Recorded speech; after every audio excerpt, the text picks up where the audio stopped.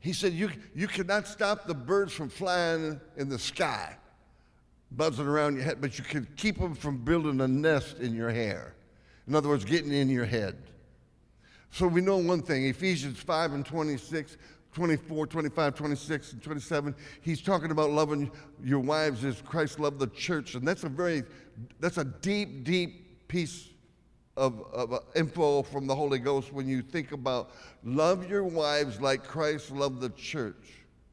So if we're pastors and we got wives, you got to love your wife like Christ loved the church.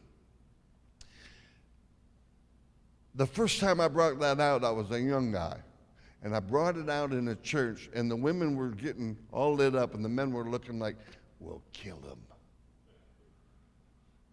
But I looked at it, and there's more women in this room than there are men. I'm safe. I'm safe.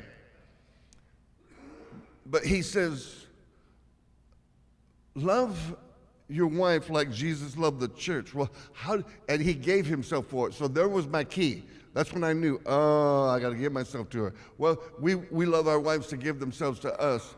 But if you don't want your wife to be flying around the house on a broom, then you want to treat her like a queen. Because if you don't treat her like a queen, she could turn into a witch. And he talks about it in his Bible. He says, it's better for you to be in the attic by yourself. I got mad at her.